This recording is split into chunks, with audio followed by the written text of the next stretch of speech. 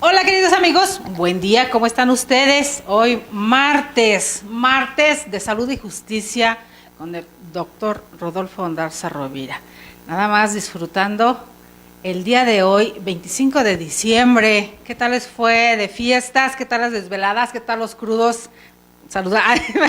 Perdón, doctor querido, bienvenido un martes más de Salud y Justicia, bienvenido a INADEC TV. Muchísimas gracias, Delia, muchísimas gracias a tu auditorio, felicidades a Astaroth Murdoch, a nuestro demonio que nos hace favor de transmitirnos siempre con alta calidad, ahora, en Navidad, ¿verdad? En Navidad, una ciudad en apariencia tranquila, que quisiéramos ver continuamente así, ¿no, doctor?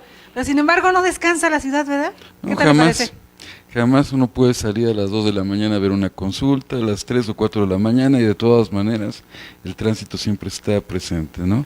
Y en esos días peor, doctor, porque digo, con la demanda que hay en accidentes y demás, que aunque se diga y se recomiende, pues no ponemos tanta atención a eso. Sí, desafortunadamente siempre hay que ponerse el cinturón de seguridad y tener mucho cuidado, porque en esta y en todas las ciudades, desafortunadamente, de México, lo que más vemos los cirujanos, igual que en las quincenas, los fines de semana, además de los accidentes automovilísticos por intoxicación etílica, mucho tiene que ver ello, por drogas, pero también los asaltos, ¿no? Sobre asaltos todo. con utilizando más que nada el pretexto, ¿no? Armas También. de fuego, armas blancas, en fin. Entonces sí hay que reforzar la seguridad siempre y disfrutar los días, disfrutar la vida también. Partiendo desde uno, pero esta otra cuestión, doctor, ahí viene el chascarrillo estamos en un día festivo, un día de descanso, esta parte donde se estaba diciendo el día de ayer, no, pues no hay problema, mira, lo que están ofreciendo que van a dar en el Torito de cenar está mejor que en mi casa, entonces esto era como emoción para llegar a cenar al Torito, ¿no? Esto es increíble, como chascarrillo. Es increíble, ¿no? Pero además también es increíble estas aplicaciones o estos mensajes que se manda a la gente para evitar precisamente los retenes, que sí son anticonstitucionales. La verdad es que no nos quejamos, porque eso, de algo han servido. Claro, eso evita muchos accidentes, muchas muertes inútiles totalmente por irresponsabilidad de aquellos que toman de más, que manejan con alcohol encima, ¿no? Qué complicado, qué difícil. Pero bueno, vamos a adentrarnos un poquito en materia. Tenemos cosas muy, muy interesantes que han sucedido en este mes, a escasos días de la toma de posesión, prácticamente a 15 días, 14 días para ser exactos, de la toma de posesión. Vemos al licenciado Andrés Manuel López Obrador hablar del tema que los martes nos ocupa, el tema suyo, el tema de salud y sobre todo de justicia. En el sureste de nuestro país, en Yucatán, da un anuncio, un discurso bastante elocuente, muy grande, donde supongo que usted, que siempre está puntual en este tipo de temas, debió de brincarles muchas cuestiones, desde cifras, detalles y demás de lo que va a pasar. ¿Hablamos sobre eso? Así es, Delia. Lo que ha estado transcurriendo en estos escasos días que tiene Andrés Manuel López Obrador en la presidencia de la República son fenomenales, porque si llegan a consolidarse estos actos, ya no son buenos deseos, sino son acciones concretas, entonces nuestro país tiene una oportunidad, tenemos una oportunidad como mexicanos de salir adelante. Ha habido algunas cosas fundamentales en relación a salud y justicia, que es precisamente nuestro tema, justicia social, en estos últimos días. Precisamente el día 14 de diciembre se reúne en Yucatán, en Mérida, con 8 gobernadores. Andrés Manuel se reúne con ellos y es esta reunión de vital importancia. Es la primera de varias reuniones que van a darse con gobernadores, en donde el tema principal es el tema de salud. Aquí es de hacer notar que esta primera reunión se da con 8 gobernadores de los lugares que más han sufrido en cuestiones de salud en nuestro país, el sur y el sureste de nuestro país. Vemos comunidades que las redes sociales nos han comentado estas situaciones de indigentes muriendo en la calle, de madres pariendo en el césped y que no los reciben, que son maltratados, sobre todo en estos lados del sur y sureste de nuestro país. ¿Cómo lo ve usted? Nosotros desde acá del centro del país, ¿cómo lo diagnosticamos? Yo creo que es un excelente mensaje el que está dando Andrés Manuel López Obrador al hacer esta reunión con los primeros estados de la República que van a estar involucrados dentro de la federalización del sistema de salud. Hay una congruencia efectivamente porque son los estados que mayor pobreza o mayor pobreza extrema tienen y que además la gente ha sido históricamente olvidada, ¿no? Donde mucha gente ha sido golpeada. Tenemos por ahí pues matanzas como la de Atenco, etcétera, ¿no? Lo que ha ocurrido también con el magisterio en estados como Oaxaca, Guerrero, lo de Acteal, Chiapas, Acteal, por supuesto. Acteal, exactamente. Bueno, además los estados de Quintana Roo, Yucatán, Veracruz, Campeche, pues son estados que necesitan de entrada pues una mayor influencia y una decisión total en el aspecto de salud. Una mayor inversión en todos los sentidos. Inversión, sí, por supuesto, ¿no? Entonces, inversión, pero también una mayor conciencia por parte de la gente, por parte también de sus legisladores, de sus gobernantes, y bueno, es algo magnífico, es algo inusitado, algo que no se había dado en todos estos sexenios anteriores, ¿no? Algo bien interesante que nos menciona el licenciado Andrés Manuel, nos habla sobre un plan donde entrarían en estos primeros 6 meses estos 8 estados, con estos 8 gobernadores, y hasta en 6 meses implementa algo más. Ahí, ¿cómo lo dimensionan ustedes? Claro, es una primera fase, porque la idea es que cada 6 meses puedan platicarse, integrarse 8 estados más. Es decir, el proyecto en relación a salud va a poder abarcar a toda la República en un lapso de 2 años. Es una situación paulatina, es de entenderse, el reto es enorme, la forma en que nos han heredado el sistema de salud, los sexenios anteriores, es tremendo, ¿no? Es un desmantelamiento, es un sistema nacional de salud fragmentado, con muchos puntos de discriminación. Entonces hay que tratar de buscar la manera de que ese derecho a la salud, ese derecho humano a la salud, sea garantizado por el Estado, de tal manera que es un esfuerzo sobrehumano el tratar de que esto se haga realidad, ¿no?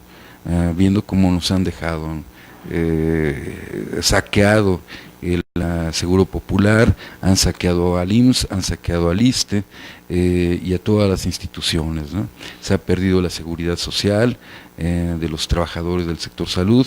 Entonces la labor que tiene Andrés Manuel López Obrador es enorme y titánica, la hemos llamado muchas veces. Así es, pero que es indispensable realizar para bien de la población mexicana.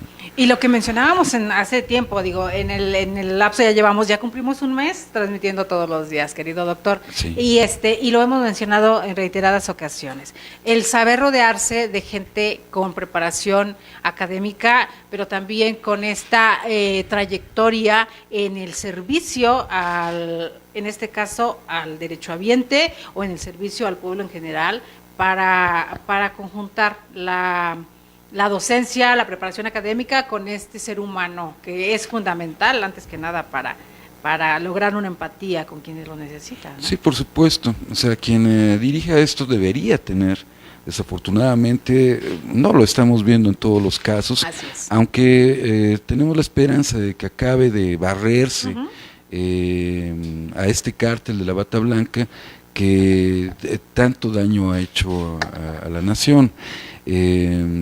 Porque sí, tienes razón, o sea, de las características que debería tener la dirigencia en salud, pues tiene que ser alguien de entrada incorruptible, claro, porque de eso se trata, barrer la corrupción, quitar la impunidad. Tendría que ser alguien que también supiera de derechos humanos, puesto que se trata de, yo creo, el derecho más preciado, que es el derecho humano a la salud, el derecho humano a la vida.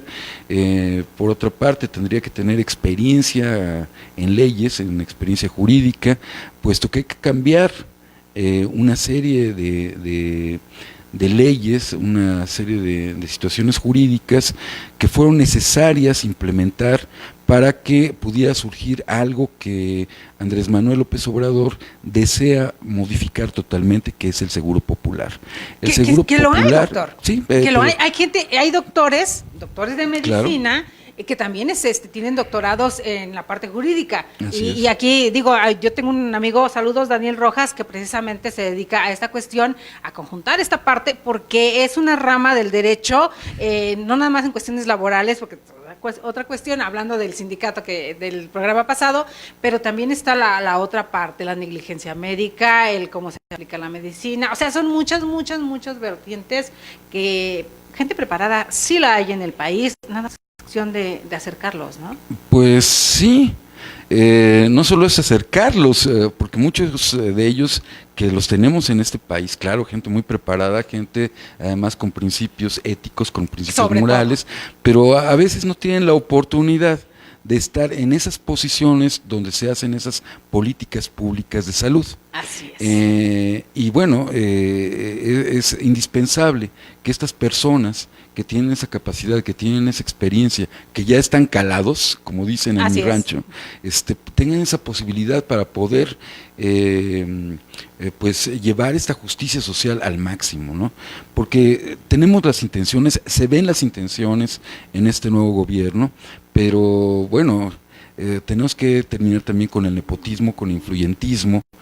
Tenemos que ser más porque de buenas intenciones está yendo el purgatorio, dice, claro, el adagio popular, y ¿no? tenemos que dejar de hacerle caso a quienes susurran en el oído, y tenemos que ver la currícula de estas personas, lo que es, y hacer un análisis real de todos los antecedentes, ¿no?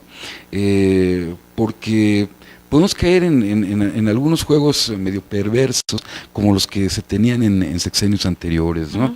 Me manda un compañero médico recientemente en Facebook el caso que no tenía yo noticia, publicado en el portal de Jalisco Rojo, sobre Cruz Esmada, si no mal recuerdo el apellido, ex secretario de Salud de Jalisco, ¿no? Y que había sido además el encargado del Seguro Popular, tan saqueado, y que ha permitido la privatización que hay que revertir del sector salud, captado con imágenes en una discoteca en Cancún el año pasado, donde le celebraban el haber sido la persona que más había gastado en esa noche, en esa discoteca, ¿no? Un exsecretario de Salud en una discoteca en Cancún, quien había sido encargado del Seguro Popular. Entonces, si no cuidamos ese exsecretario de Salud detalles, es el mismo exsecretario de Aristóteles, el exgobernador de Jalisco.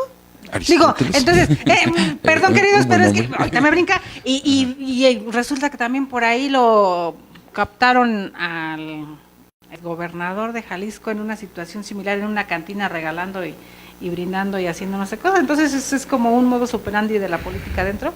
Pues sí, es parte del cártel de la Bata Blanca, que desafortunadamente todavía existen miembros de este cártel que le han dado pues una gran proyección a lo popular como un intento de privatización, y que todavía desafortunadamente están estas personas dentro del sistema de salud, que no solo es salud, lo hemos comentado, es también la parte de ciencia, de tecnología, es el Sistema Nacional de Investigadores, el CONACYT, las rectorías en diferentes universidades, o sea, es todo un esquema de manejo que tienen la cartera clientelar, pero también de enriquecimiento ilícito, de desviación de recursos que van destinados al sector salud. Entonces, bueno, ya la primera parte está dada. Ya se ha dicho que necesitamos terminar con la corrupción, necesitamos terminar con la impunidad. Lo mencionábamos, el diagnóstico ya está. Ya Andrés Manuel está haciendo lo suyo, ya se ha reunido con los primeros 8 gobernadores de los estados con mayor pobreza, ya hay ese plan de integración. Andrés Manuel además ha dicho algo muy interesante, y es que, él dice que en las consultas ciudadanas, en estas encuestas realizadas, pues la gente le está dando más prioridad a la parte de salud que a la parte de los proyectos, los programas para el adulto mayor. Yo creo que en cierta forma tiene razón la gente y Andrés Manuel en este comentario, porque para que el adulto mayor esté bien necesita salud. Finalmente, salud es una situación de seguridad nacional, es un tema de desarrollo social y para que todos, niños, adultos, adultos mayores, estemos bien, podamos aprender, ir a la escuela, a nuestros lugares de trabajo, necesitamos ser productivos, necesitamos salud. La salud es un tema prioritario, es un tema fundamental. Por es eso, una palabra tan pequeña, pero que abarca demasiado. Sí, por supuesto. Por eso es que yo creo que Andrés Manuel López Obrador, en esta conciencia, uno de los primeros grandes pasos que está haciendo, y que si de conseguirlo, yo creo que ya con ese tema de mejorar salud, podría ser el mejor presidente, el mejor estadista que ha tenido nuestro país, si logra mejorar ese punto, ¿no? Y es que aquí brincan muchas cuestiones. Yo veía en redes sociales en días pasados precisamente algunas fotos que Andrés Manuel López Obrador no las sube él, sino las suben por parte del gobierno de Oaxaca, hablando de una reunión que sostiene con Alejandro Murat Hinojosa, ¿no? Y las redes, muchos se van encima de que ya está pactando, que está haciendo, o sea, perdón queridos amigos, pero el presidente de México tiene que reunirse con los gobernadores para hablar sobre diferentes tipos de asuntos, en este caso hablando de salud. Cuando hace hincapié en el nombre de Murat, o en el nombre de Astudillo, o en el nombre de Rutilio Escandón, son los estados más, estos 3 estados son los más golpeados. Oaxaca, Guerrero y Tabasco, estamos hablando de Chiapas. Sí, en este aspecto yo creo que tienes mucha razón, y algunas personas que tienen esta crítica lo hacen con, yo creo... ¿Con sesgo? Con sesgo, pero también con la idea histórica de lo que ha pasado en este país. Sin embargo, aquí habría que contemplar algunas cosas. O sea, por ejemplo, en algunos estados donde ganó la izquierda, pues tenemos a estos delegados especiales que ha propuesto Andrés Manuel López Obrador, y que actualmente algunos de ellos ya tienen sede sol, por ejemplo. Entonces, muchos de esos recursos económicos ya no están bajando directamente hacia los gobiernos de derecha, sino que tendrán que ser auditados con lupa, tendrán que ser estos recursos distribuidos de manera honesta, de manera apropiada, y con la gran ventaja de que ahora se tiene no únicamente la parte legislativa federal, sino también la local en la inmensa mayoría de nuestras entidades, y la parte de gobierno, lo cual implican cosas muy importantes, porque implica sentarse con los gobernadores. Por supuesto, implica, claro. Esto facilita entonces el sentarse con diferentes funcionarios, con la gobernanza de todo el país, porque además, siendo presidente, es su obligación hacerlo, y poder consensuar una serie de opiniones y una serie de cosas, teniendo además la ventaja política. Y al mismo tiempo, como vulgarmente dice, o coloquialmente se dice, al ojo del amo, ¿no? Pues al estar más de cerca, por supuesto, pues se pueden jalar mejor las riendas de las...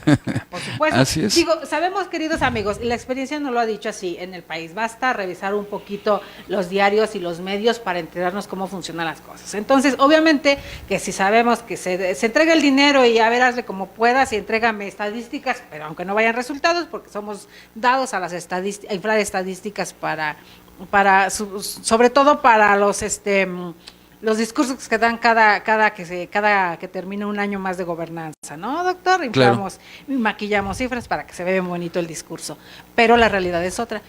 Hay una situación también, teniendo en cuenta lo que ocurre con el sismo en Oaxaca, que sabemos que todavía hay mucha gente en espera de que le solucionen los problemas que tuvieron con sus viviendas, que también en Chiapas y toda la parte, en este caso por el otro lado, y demás. Hay mucho que hacer por el país en esos 3 estados de los que estamos hablando en este momento.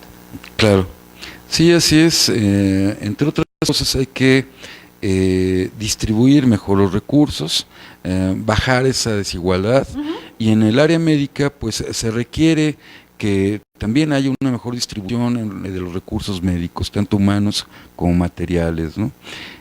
Al respecto, pues también Andrés Manuel hace mención de algo muy importante, y es en estos últimos días, en sus conferencias matutinas, es en relación a que se va a hacer llegar entre 22,000 y 25,000 millones de pesos para el área de salud y poder mejorar las situaciones caóticas que se tienen ahorita en toda la República, pero particularmente en estos estados, ¿no? Claro, claro. Es que estoy buscando, queridos amigos, por aquí digo, uno no tiene todo en la cabeza y por aquí hay información sobre precisamente esto que menciona el doctor querido, pero esto habla sobre el fondo que existe para la salud, que son alrededor de 90,000 millones como fondo para el petróleo. ¿De esto habla usted? Bueno, hay un fondo para el petróleo y este es un fondo para la salud. Ajá. Entonces son fondos totalmente independientes, y precisamente se va a tomar de dinero de ese fondo para poder subsanar todo este secuestro que se tenía de la Secretaría de Salud, ¿no? Del sector salud en sí, de este Sistema Nacional de Salud. O sea, ¿Nos hablan de 22,000 millones para los 8 estados como primera instancia? ¿Sí bueno, es se habla de entre 22 a 25,000 millones, algunos lugares en prensa han publicado que son 22,500 millones, sea cual sea la cifra, es arriba de 2,000 millones de pesos, y que tienen que ser inyectados al Sistema Nacional de Salud por indicación de Andrés Manuel López Obrador.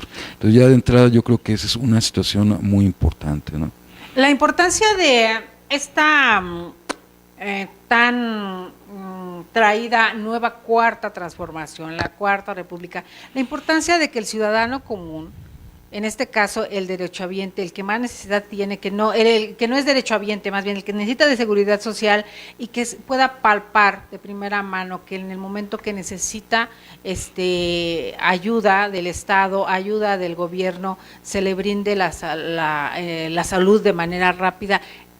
¿Es lo que necesita también el pueblo de México para recobrar un poquito la esperanza? Sí, por supuesto, necesitamos dos cosas.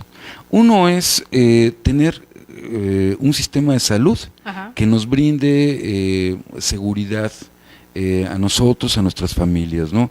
Y se necesitan políticas públicas de salud enfocadas a una buena prevención de enfermedades, no tanto a la curación, sino para prevenir las enfermedades, darle atención a la salud que ya tenemos para no perderla.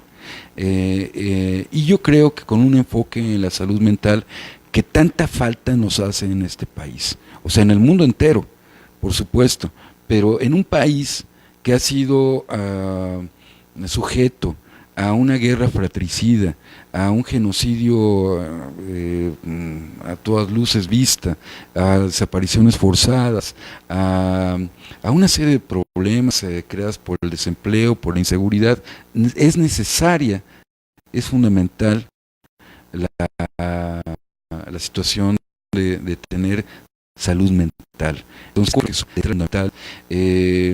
Todavía no tengo claro a dónde se va a llevar esto de salud mental, espero que sí, pero la prevención es uno de los planes principales, bases del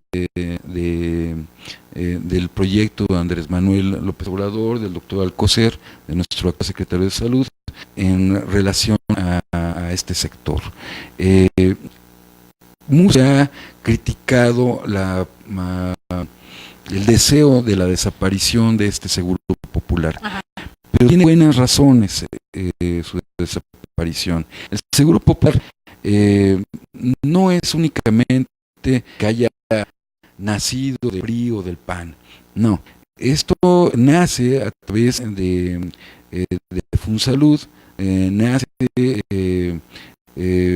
por transnacionales, nace de la iniciativa privada, y el Seguro Popular tiene como principio la privatización. Que obviamente esta parte de los mexicanos comunes no la sabíamos, porque nosotros manejamos pues, otra versión. Doctor. Exactamente, ¿no?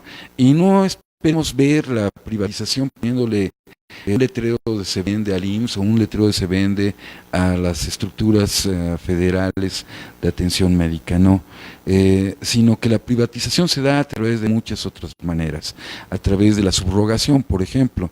Entonces, muchas de las personas que amablemente nos están viendo en este momento y que son derechohabientes del IMSS o del ISSSTE, saben perfectamente que, por ejemplo, en la cuestión de atención de insuficiencia renal, bueno, estas instituciones están subrogando a los pacientes a hacer hemodiálisis a clínicas privadas, ¿no?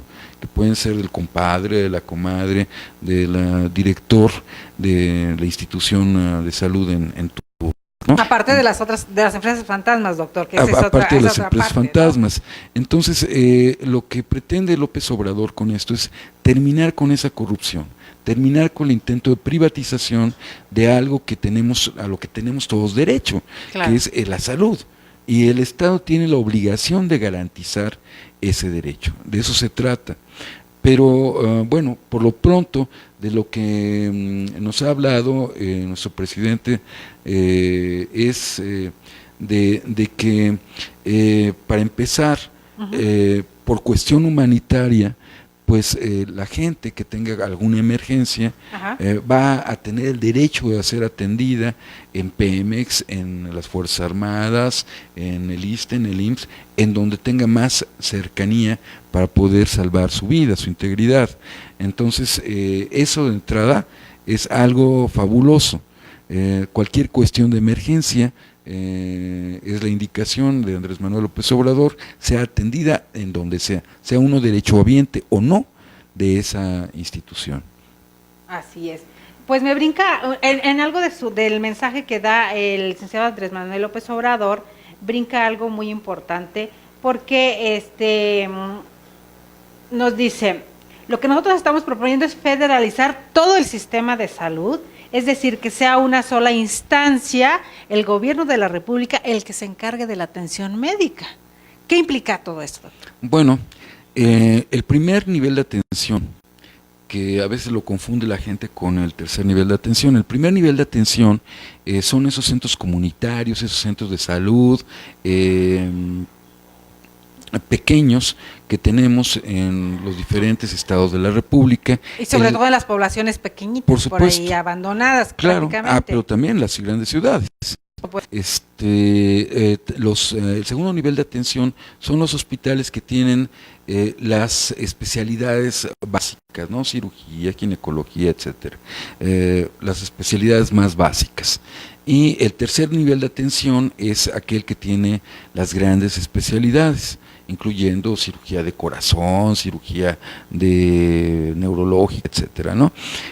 Los estados tenían hasta ahorita bajo su cargo el primero y segundo nivel de atención. El tercer nivel de atención estaba a cargo de la parte federal. Los hospitales regionales de alta especialidad. Exactamente. Así. Así es, los institutos nacionales de salud y los hospitales de alta especialidad. Entonces, ahora se necesita integrar todo, de tal manera que no se sobrecarguen los hospitales, los grandes hospitales, a través de políticas apropiadas, preventivas, en donde se dé un mayor recurso, un mayor enfoque al primer nivel de atención y al segundo nivel de atención, que es lo que realmente necesitamos los mexicanos para poder parar algunos flagelos que nos están ahorita sofocando y agobiando muchísimo en las instalaciones de salud, ¿no? Lugares en donde se puede tratar la hipertensión, por ejemplo, la diabetes mellitus, en donde pueden hacerse medidas preventivas para la obesidad y sobre todo la obesidad infantil, que tantos problemas nos está dando. A eso iba, doctor. Fíjese que a mí me resultó tan importante el hecho de que fuera precisamente en Yucatán, en Mérida, que da este discurso tan importante de salud el licenciado Andrés Manuel López Obrador, porque recordará que por aquí le mencioné, de acuerdo al INEGI, las estadísticas que nos dan, Yucatán es el estado con mayor índice de obesidad en el país. Entonces, sabiendo que de obesidad derivan cuántas enfermedades que se convierten en crónicas, por ende un gasto mayúsculo para precisamente el porcentaje muy raquítico, por cierto, que se le otorga a salud. ¿Qué podemos hacer ahí? ¿O qué se vislumbra ahí? Bueno, o sea, de entrada, el hecho de que Andrés Manuel esté sensibilizado en esta situación, yo creo que va a tener una serie de repercusiones importantes, ¿no? Por ejemplo, la comida chatarra. Que estos permisos provienen de COFEPRIS y por lo tanto de la Secretaría de Salud. Entonces, así bien lo que en el mensaje que nos está enviando Andrés Manuel es la atención inmediata, porque es el alarido de nosotros como ciudadanos, nuestra necesidad inmediata. También hay otros temas que seguramente él está tratando ya, que es a nivel de COFEPRIS, por ejemplo, como parte de esas políticas públicas de prevención. O sea, no es nada más hacer una campaña preventiva de salud por parte de la Secretaría de Salud, sino son muchas otras, sí, exactamente. El maquillaje que se ha hecho durante los últimos sexenios. Son muchas otras cosas. Por eso decíamos, quien tenga a su cargo las riendas de la Secretaría de Salud, pues tiene que tener conocimiento de muchas otras cosas. Por ejemplo, ¿qué es lo que está pasando en COFEPRIS? Por supuesto. O sea, la parte política es importante. Se necesita experiencia en la parte política y se necesita experiencia para poder tener esa voluntad, hacer que se mueva esa voluntad política de gobernadores con otras ideologías, así como la ideología que uno pueda tener. Entonces, se requiere muchas capacidades para poder hacer esto, ¿no? Es importante también otro de los mensajes que dio Andrés Manuel López Obrador en este sentido, y es en relación, hablando de alaridos sobre los medicamentos. Para nosotros como médicos es a veces muy desgastante, es muy frustrante el poder llegar a tener un diagnóstico de nuestro paciente, si es que tenemos la suerte como pacientes y como médicos de que en el lugar en donde estemos tenemos el equipamiento adecuado, que también es otro tema que va a tener que cambiarse y va a tener que mejorarse mucho en esta gestión presidencial. Pero el tema de medicamentos es un tema sumamente importante y de lo cual nos ha hablado Andrés Manuel en diferentes oportunidades en sus conferencias matutinas, ¿no?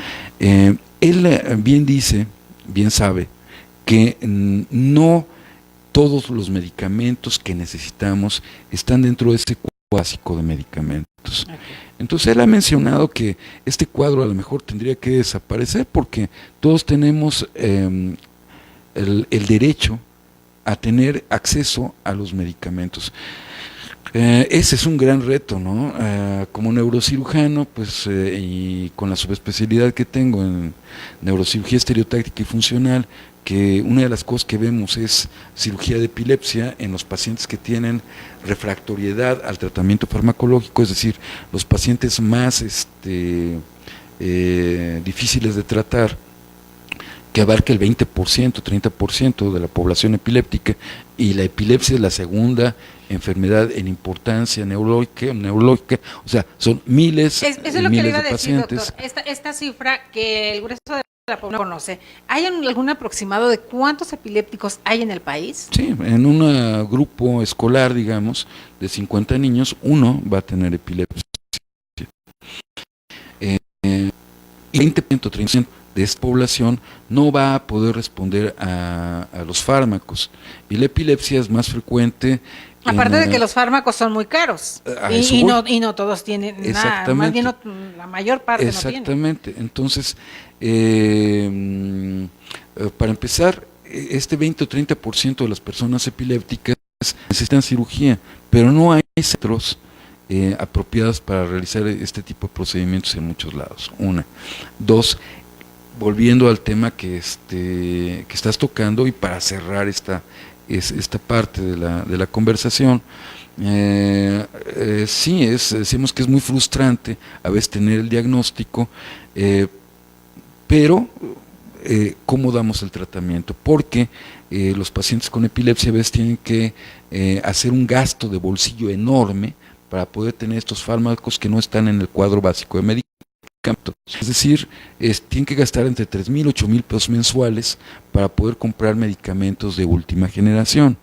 Entonces, si bien dice Andrés Manuel, bueno, no es suficiente con este cuadro básico de medicamentos, necesitamos tener una apertura para que todos tengan el acceso a estos medicamentos de último diseño. Entonces las cosas se van complicando porque, ¿cómo vamos a hacerle llegar 5,000 pesos, 8,000 pesos, 3,000 pesos en fármacos a muchos pacientes mensuales, porque si no pueden incluso morir estos pacientes, ¿no? Un paciente con epilepsia refractaria a tratamiento farmacológico, pues puede fallecer durante un estatus epiléptico. Entonces, bueno, en esa tesitura, Andrés Manuel dice, bueno, todos tenemos derecho a la salud, el Estado es el garante, de acuerdo a nuestro artículo 4 constitucional, de ese acceso al derecho humano a la salud. Pero aquí es bien complicado, doctor. Recordará usted una entrevista que le hice en mis redes personales, queridos amigos, para quienes nos están siguiendo ahora desde INADEC TV, en Más que Leyes, Educando la Conciencia. Le hice una entrevista al doctor hace tiempo en mis redes personales y salió a colación un caso que nos mandaron precisamente, donde roban usted en Twitter, buscándolo en las redes sociales, sobre un caso específico de una persona de Sinaloa. ¿Recuerda de esta persona que tenía más de la mitad de su vida postrada en una cama en condiciones prácticamente infrahumanas, y que con todo el dolor del corazón, como de nosotros de mamás, el doctor nos daba un diagnóstico, pero tal que nos deja helados, porque la cantidad de dinero que se necesita para una sola persona recuperar su salud, pero no solamente eso, doctor, sino el poder mantener esa salud en estado adecuado, sino óptimo, por lo menos más humano, es así es. Sí, recuerdo ese caso, un caso que además es paradigmático, porque es lo que a cualquiera de nosotros nos puede ocurrir en nuestra vida. O sea, yo estoy ya, si no acostumbrado, no me sorprende ver el cambio dramático que podemos tener de un momento a otro, ¿no? O sea, sin saberlo, pues bueno, podemos tener un aneurisma que se reviente, podemos salir a la calle y sufrir un accidente automovilístico, alguien nos atropella. Entonces, todos estamos sujetos a tener un problema de salud de un momento a otro sin haberlo pensado jamás. Pero por otra parte, bueno, los dice, bueno, la mayor parte de nuestra población no tiene seguridad social. Bueno, entonces, ante estas contingencias que todos los días vemos, que todos hemos sufrido o en carne propia o en nuestra familia o en algún ser cercano, ¿cómo podemos librar esta situación si no hay una infraestructura humana adecuada, si no hay las enfermeras suficientes, si no hay los médicos suficientes, si no hay los programas de prevención indispensables para que podamos impedir que alguna tragedia, alguna catástrofe ocurra en nuestras vidas? Es complicado y es nuestro derecho estar bien. También tenemos que tener conciencia y tenemos que tener sentido común para no arruinar las cosas, ¿verdad? Hipócrates, por ejemplo, ahí pues decía algo muy importante: antes de curar a alguien, pregúntale a esa persona si está dispuesta a dejar aquello que le hace mal. Y eso es válido para cuestiones mentales, y lo mismo De adicciones también. de adicciones, incluso a relaciones tóxicas, Esa es otra empezando cuestión. por ahí, Exacto. ¿no? Pero es que es importante salud mental, Exacto. y que además todos estamos viviendo, todos somos expuestos todos los días. Ya dejemos eso para otro programa. Exacto, es lo que le iba a decir. Pero, eso es un tema muy interesante que vamos a tratar en así un es. programa especial sobre estas cuestiones de enfermedades mentales y estas patologías, estas relaciones tóxicas, que de verdad, para no meternos en eso ahorita, vamos a hacer un Totalmente programa de acuerdo. especial. Pero hay otra cuestión, doctor, perdón que lo interrumpa. Un ejemplo muy claro, ¿se acuerda que le compartí en Facebook que el doctor nos hace favor de seguirnos en Facebook y que tenemos la facilidad de que quienes lo sigan, ahí tiene una serie abierto al público, está su face, no aparece nada privado, y entonces cuestiones que le llegan o nos comparte todo el tiempo, pues también podemos abrevar un poquito de su conocimiento. Recordará el caso de una persona precisamente del sureste que vendía agua, ¿se acuerda? Y que le descubrieron un tumor en el cerebro. Ah, ¿sí? A este señor, yo le mandé el caso, porque no? ahí mismo le hacen entrevista y muestran las tomografías que le regalaron en un hospital, un porcentaje de la tomografía, se las cobraron más económicas, por decirlo, en un hospital privado, y que sin embargo en Seguridad Social le daban cuántos meses para poder darle una consulta y revisar apenas y hacer un diagnóstico, ¿no, doctor? Otro caso clásico, ¿no? Porque ese paciente había acudido a, bueno, era un paciente humilde, Ajá. Que se dedicaba al reparto, de agua, de garrafones de agua, ¿verdad? Con su triciclo. Con su triciclo, exactamente. Y entonces empezó a tener dolores de cabeza, alguna crisis epiléptica. Entonces acude al Seguro Popular y pues con el problema grave de que no había forma de tener imagen. Entonces el paciente de entrada necesitaba una resonancia magnética, pero pues lo que se pudo conseguir de manera muy económica, entiendo yo, fue de manera privada una tomografía, en donde estaba demostrado un tumor cerebral. ¿Y por qué le hacen un descuento? Exactamente. Como una forma de humanismo clínica. Así es. Entonces, sí, porque bueno, no todo es malo en la iniciativa privada. Claro. O sea, hay cosas buenas que tienen la iniciativa privada, algunas fundaciones, algunas cosas que sin ellas mucha de la población no podría sobrevivir. Los mismos abogados, queridos amigos, muchos Así de los es. abogados trabajan pro bono, se llama esta parte de altruismo que se da cuando se dan asesorías prácticamente gratuitas a quien lo necesita, y que precisamente aquí, valga el comercial, en el Instituto Nacional de Desarrollo Jurídico, muchos de nuestros catedráticos hacen esta labor también. Eso es humanista. ética y una labor humanística Así de alta es. calidad. Entonces seguimos con este señor. Pues, qué grave, doctor. Entonces es gravísimo que no haya la tecnología, o que se deje caer la tecnología para poder tener entonces la excusa, el pretexto de poder subrogar esa tecnología. Pero ¿sabe qué es más grave, un robo doctor? en despoblado, Sí. y que pone en riesgo a gente como este paciente. Pero aquí es muy grave y es muy triste.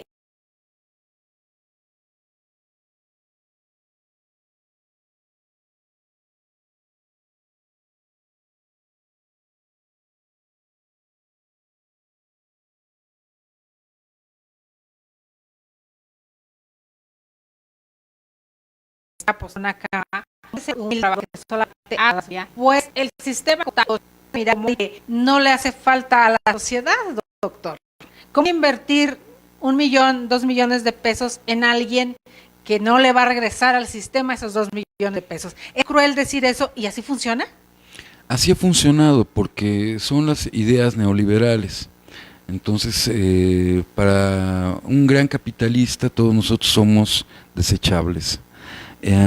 Y pues el derecho es de ellos y su derecho es hacer negocio con nosotros.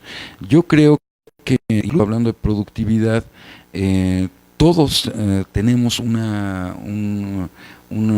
formamos parte de todo este mecanismo nacional e internacional. No hay nadie que sea desechable.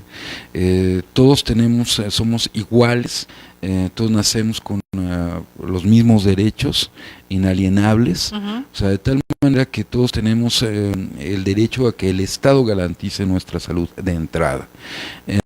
Y desafortunadamente la mayor parte de la gente que está sin seguridad social es gente que tiene o no tiene empleo o tiene empleos informales, pero también incluso aquellos que presumen de tener un empleo, muchos de esos empleos son temporales. Así es. Que es una de las situaciones también por las que atraviesa, de los problemas por los que atraviesa la administración en lugares como el IMSS, porque muchas veces tenemos un empleo por 6 meses, nos da de alta el patrón, pero se pierde ese derecho fácilmente, o sea, de tal manera que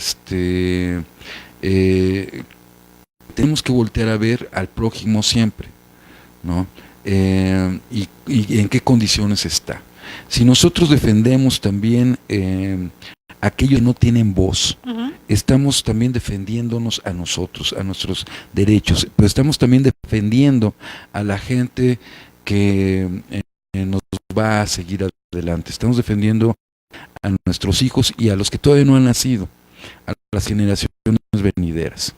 Si nosotros defendemos a aquellos que no tienen voz, entonces, y que viven ahorita y que desafortunadamente pues no tienen cómo, no tienen las herramientas, que no tienen a veces la cultura, las oportunidades, a veces no es porque no quieran o no hayan querido, sino porque no han tenido la fortuna de nacer en medio que les sea propicio, ¿no? Regio el país nazcas, porque aquí muchas veces se dice, depende del código, que así funciona, queridos míos, pero depende en qué región nazcas. Esta estadística sobre quienes padecen epilepsia en nuestro país también es una razón muy importante para que muchos, aun que sean profesionistas y hayan logrado una carrera académica, les sea negado el trabajo cuando saben de alguna forma que tienen algún rasgo, padecen epilepsia. Estamos hablando de miles de personas, doctor.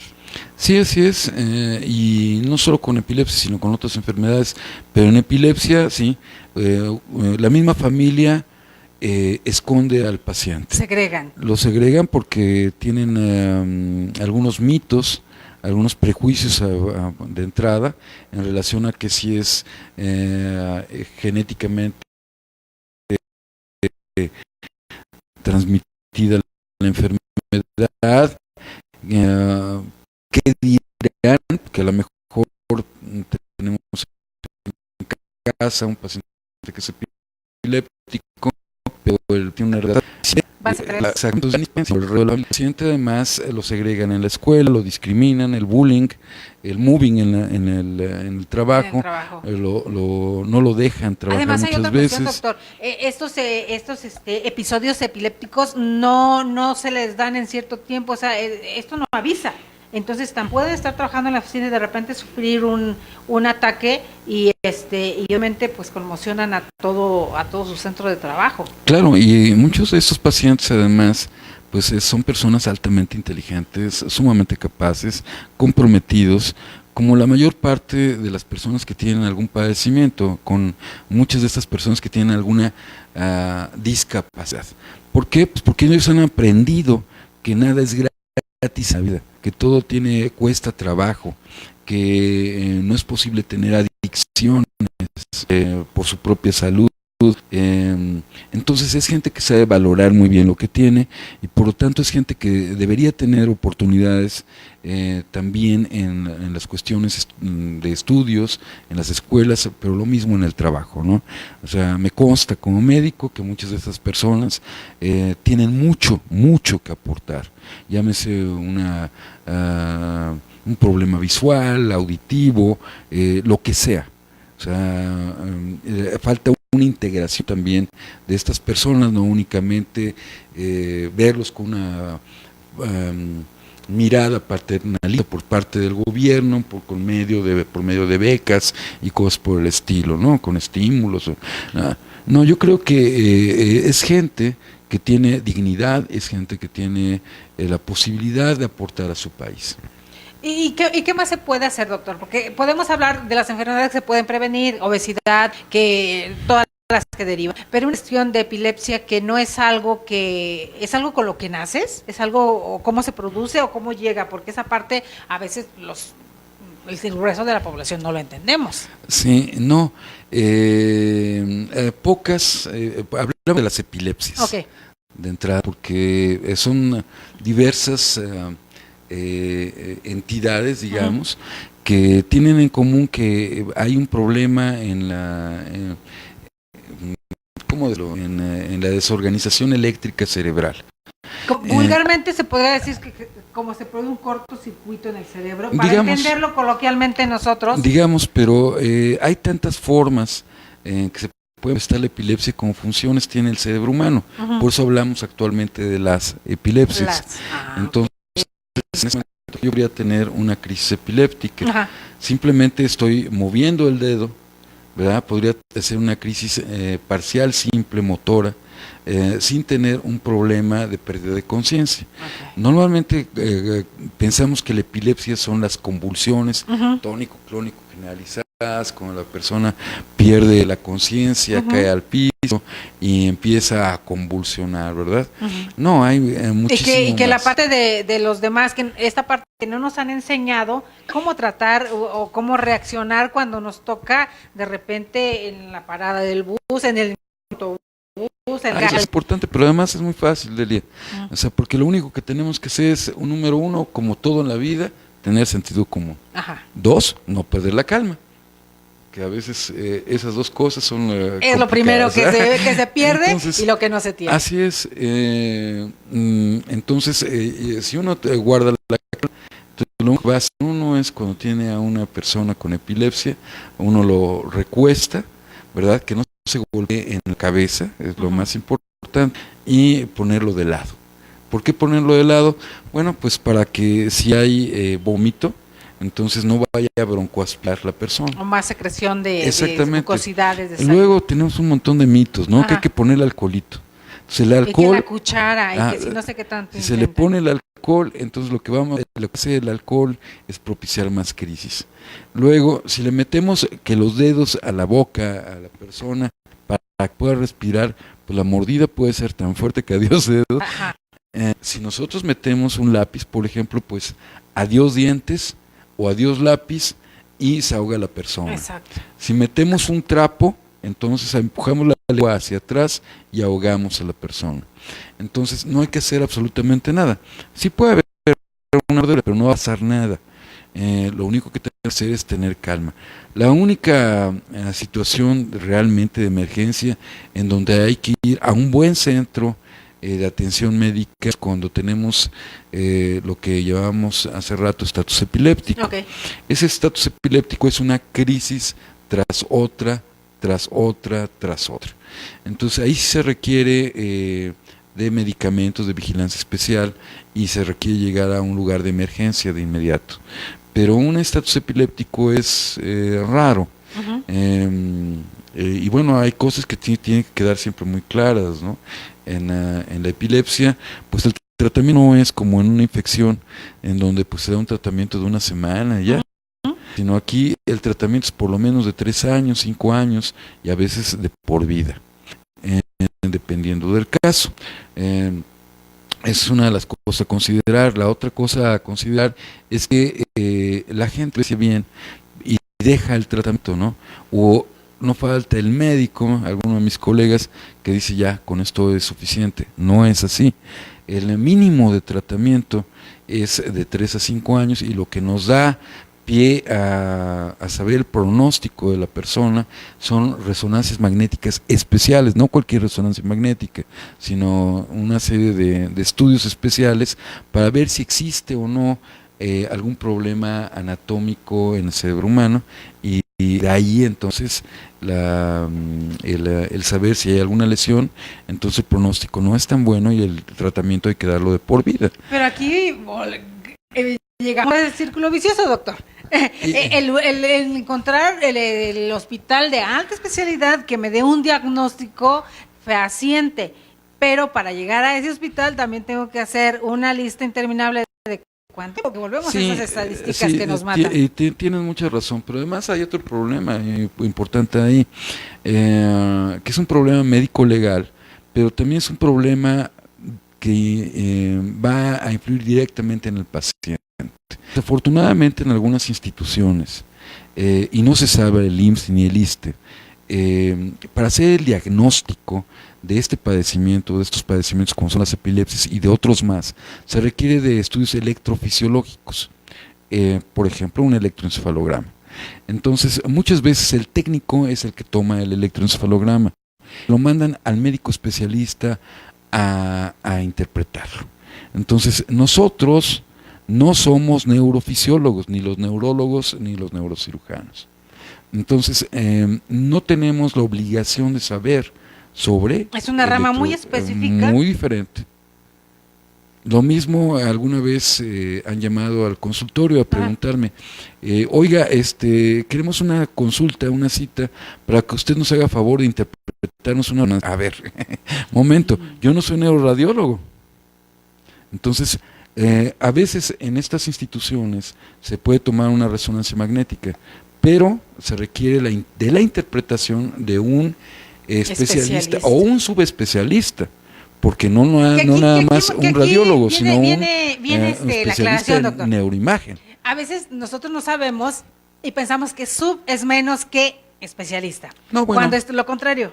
Así es, una subespecialidad o superespecialidad le llaman algunos. Sería, porque a veces tal vez nosotros como un pueblo común entenderíamos más que nos dijeran superespecialidad, porque el subespecialidad lo entendemos muchos como que es menos que el especialista. No, se dice subespecialidad porque dentro de la especialidad uno se suma en un área de la propia especialidad.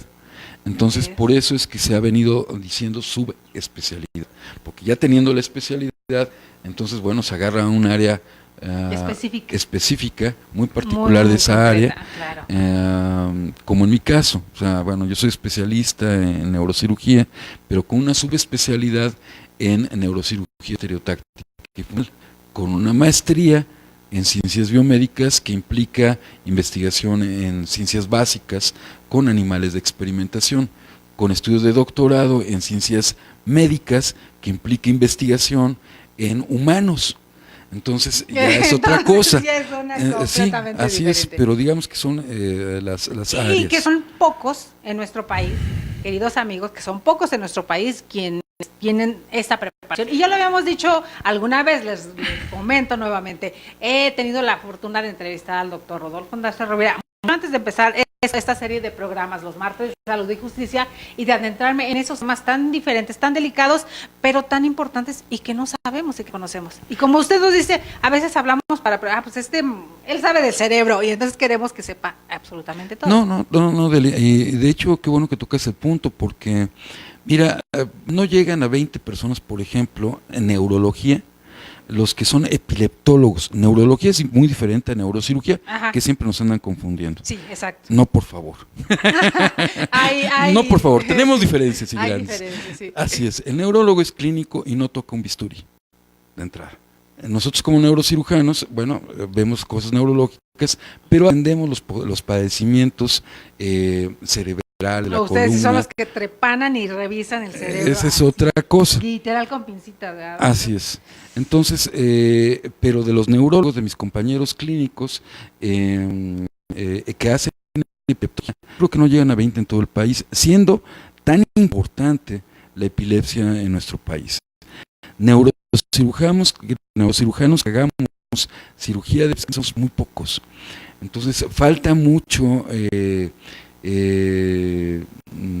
personal que tenga la capacidad de hacer todo este tipo de cosas, ¿no? Que hagamos, por ejemplo, dentro de esta área de subespecialidad, psicocirugía, cirugía de trastornos psiquiátricos, yo creo que difícilmente llegamos a 5 o 10 cuando mucho. En nuestro país. Se los he dicho y se los he comentado muchas veces, queridos amigos. El doctor Rodolfo Ondarza Rovira, que estamos aquí todos los martes de Salud y Justicia, es uno de los 5 especialistas más importantes de nuestro país. Por eso su opinión calificada en la materia de las que estamos hablando, en salud y justicia. Hay un tema muy, muy importante que ahorita ya no nos va a quedar tiempo, doctor querido, para tocarlo, y le propongo que lo toquemos dentro de 8 días, porque como les dije, no nos vamos de vacaciones, queridos amigos. Entonces, para comenzar este 2019 bien y bonito, ¿le parece si hablamos en nuestro siguiente programa sobre este tema? Porque este discurso que nos regala el licenciado Andrés Manuel López Obrador desde el día 14 nos deja algo muy interesante. Y algo que le iba a comentar, de qué hemos hablado en estos días.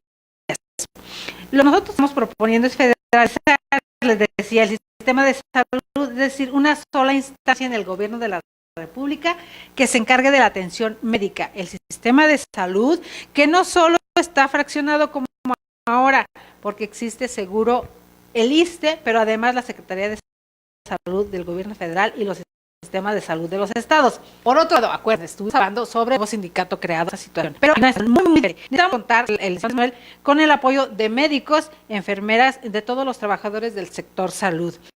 Va a implicar llegar a un acuerdo para ir regularizando a miles de trabajadores eventuales. Hay trabajadores de la salud que llevan 20 años trabajando por contrato, por honorarios. Entonces, Andrés Manuel habla de 80,000 trabajadores. Imagínense.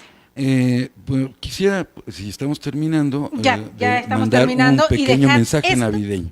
Vamos a dejar para el siguiente programa. Me parece hablar de muy esa bien. situación. Y vamos a aprovechar, queridos amigos, hoy 25, martes 25, estamos celebrando la Natividad para los que son católicos, y para quienes no, pues estamos celebrando que estamos casi finalizando. Son fiestas decembrinas. Así es. Y el mensaje, yo creo que independientemente de si uno es católico, agnóstico, ateo, si es uno musulmán, si es uno judío, no importa. Es el mensaje en todas las religiones y el mensaje que siempre vamos a tener los seres humanos es ama al prójimo como a ti mismo. Ese es un mensaje que está siempre presente. Ahora pensemos, este día pues es muy bueno para fiestas, para recuerdos, para abrazos, para milagros, para muchas cosas. Para ir a agradecer a la iglesia a muchos. Exactamente, pero también es un momento para reflexionar, para sentarnos, para meditar, sobre todo en esta frase. O sea, ¿qué pasaría si realmente pudiéramos amar al prójimo como a uno mismo? O sea, yo creo que eso es importantísimo y yo creo que ese es el mensaje fundamental que tenemos que tener en mente, porque no habría guerras, no habría robos, no habría hurtos, no habría corrupción. Entonces, si amáramos a nuestro semejante, al otro, los mismos. Ok, queridos amigos, pues hoy 25, martes de Salud y Justicia, los vamos a esperar para el próximo martes con el doctor Rodolfo Ondarza desde INADEC TV, Más que Leyes, Educando a la Justicia. Gracias, los que están celebrando todavía hoy 25 en casita, feliz Navidad, disfruten estos días, este día de asueto, que ya mañana hay que regresar a trabajar, doctor querido, y entonces dejamos un tema muy, muy fuerte en la mesa sobre estos miles de trabajadores eventuales que están dentro del sector salud, y hablamos el próximo martes, ¿le parece? Excelente. Gracias, doctor. Soy Delia Linares Alvarado. Felicidades. Muchas gracias. Feliz 25, feliz Navidad a todos. Un abrazo enorme desde INADEC, el Instituto Nacional de Desarrollo Jurídico. Tengan un día excelente.